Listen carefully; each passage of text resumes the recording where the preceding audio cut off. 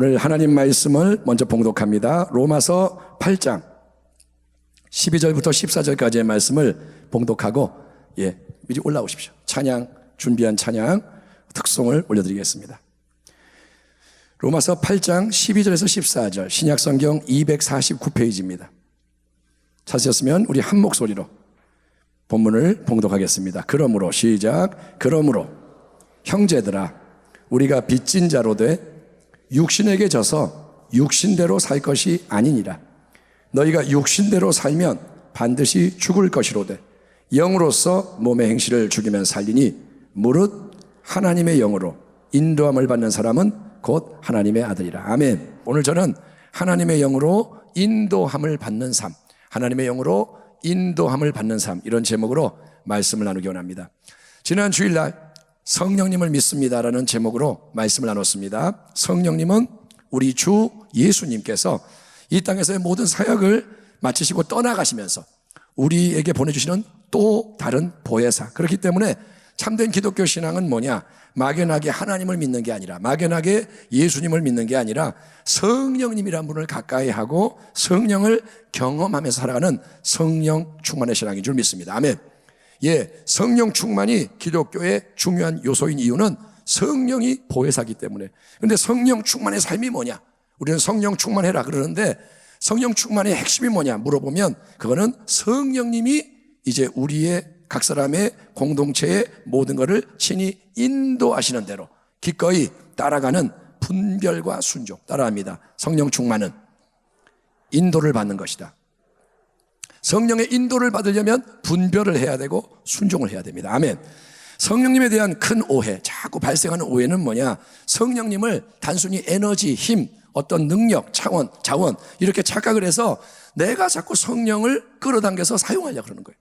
사마리아 성의 전직 마술사 시몬이 베드로와 요한이 와서 안수를 할 때 각 사람에게 성령이 임하는 걸 보면서 저 신비한 권위, 능력, 손을 딱 얹고 기도만 몇 마디 하면 사람들이 방언을 말하고 놀라운 일을 체험하는 저 능력을 나도 받고 싶다. 그는 마술사였기 때문에 능력을 알기 때문에 저거는 정말 놀라운 능력이다. 갖고 싶다. 그래서 여보세요 베드로 사도님, 내가 모아놓은 돈 왕창 드릴 테니까 그 능력을 내게 좀 파세요. 나눠주세요. 우리 동업합시다. 이렇게 제안했다가 큰 책망을 받는데, 그런 시몬의 요구, 내게 뭘 주세요 하는 이 요구 배후에 있는 잘못된 생각이 뭐냐? 성령님을 신비한 능력이나 힘, 에너지로 착각을 하는 겁니다. 아닙니다. 성령님은 비인격적인 존재가 아니고, 성령님은 에너지가 아니고, 그분은 가장 인격적인 하나님의 영으로서 친히 거룩한 생각, 거룩한 감정, 거룩한 의지를 가지고 역사하는 분이에요. 아멘. 지금 성령님은 생각하고 계세요. 우리가 생각하듯이 그분은 더 생각하시고, 우리가 뭘 느끼는데 그분은 더 느끼시고, 우리가 뭘 원하는데 그분도 원하는 게 강해요. 그래서 성령은 인격으로 역사하시는데, 그래서 성령 충만은 성령님이 예수를 믿는 성도 안에 들어오셔서 그분이 오세요. 그런데 마치 주유소에 가서 자동차 기름을 가득 채우는 것처럼 그냥 그 사람을 물리적으로 채우는 게 아니라, 끝나는 게 아니라 성령님이 이제 주도하고 인도하는 대로 따라가는 새로운 삶이 열려지고, 아멘, 그 삶이 깊어지는 거예요.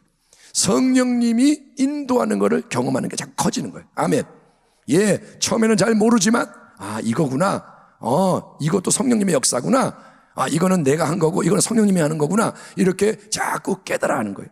사도 바울은 예수님의 영 성령님이 그 안에 없는 사람은 그리스도인이 아니다 이렇게 말합니다.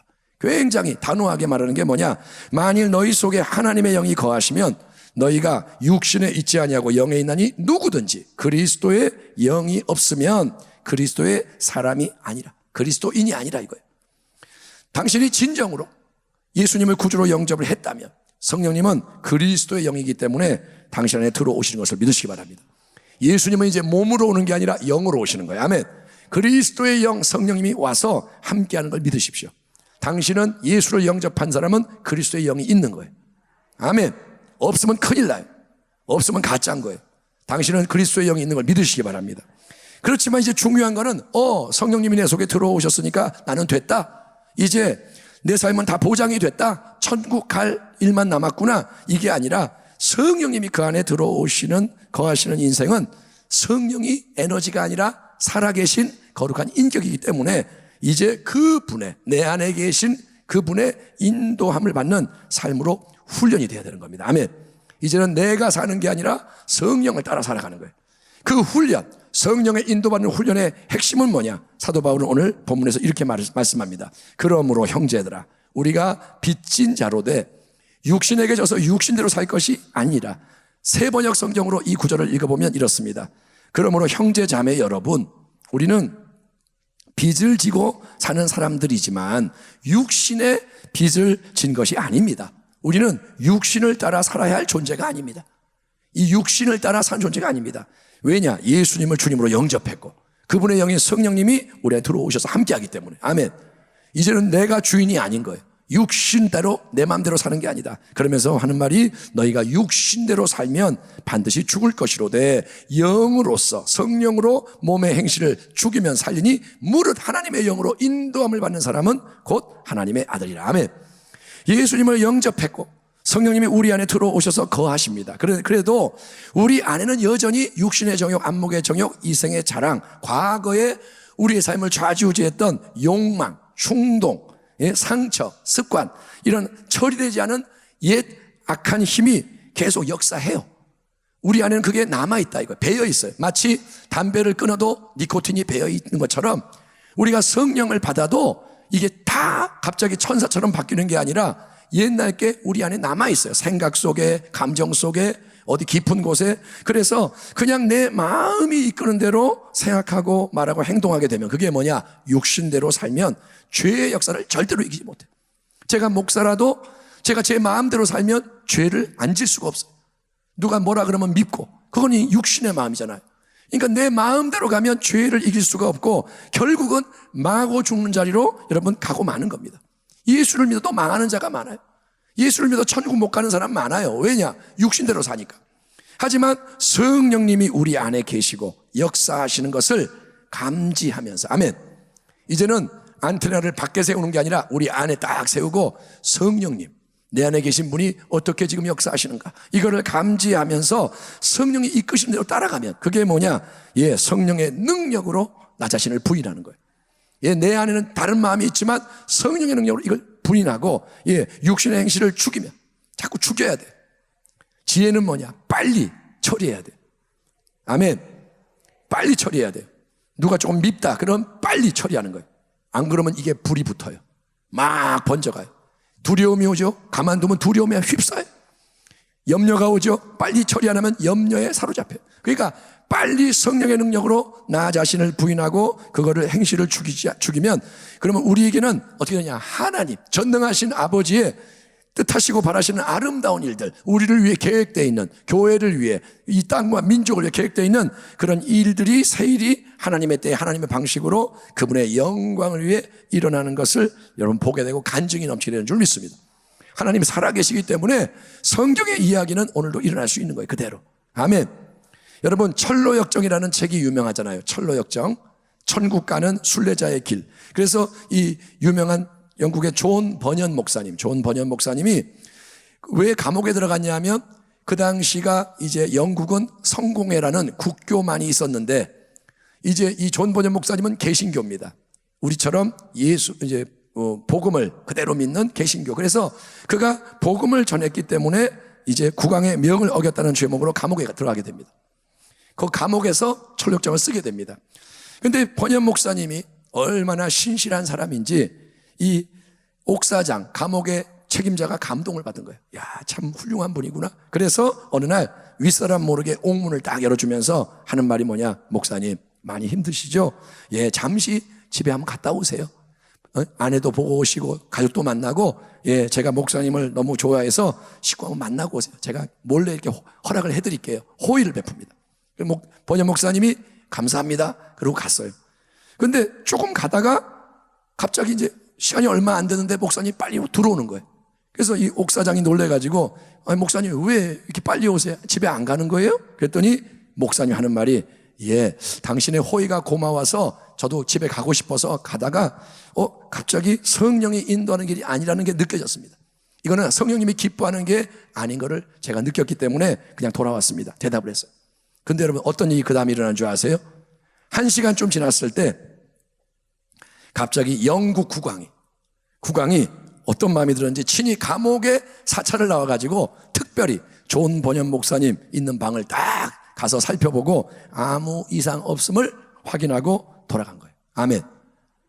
예, 국왕이 뭐 어떤 마음이 들었는지 존 번연 목사님 그거 보려고 잘 어떻게 하고 있나 보려고 와서 딱 보고 그래 감옥에 그대로 잘 뭐 있구나 갔어요. 이 옥사장이 가슴이 콩당콩당 뛴 이 가슴을 누르면서 이렇게 말했습니다. 목사님께서 성령님의 인도를 받고 행동하셨기에 목사님도 살았고 나도 살았습니다. 예? 야, 나도 이번에 완전히 죽은 목숨이었습니다. 이제부터는 목사님, 예? 제가 목사님한테 언제 가라 마라 이런 얘기 안 할 테니까 뭐라냐, 목사님 마음에 성령님이 감동하시면 언제든지 가고 싶을 때 집에 가셨다가 오고 싶을 때 오세요. 아멘. 이제는 완전히 자유야. 내가 감히 뭐 오라가라 말할 필요가 없고 목사님은 성령의 사람이니 감동되면 가고 오고 싶으면 오고 목사님 알아서 마음대로 하세요. 이렇게 허락을 했다 이거예요.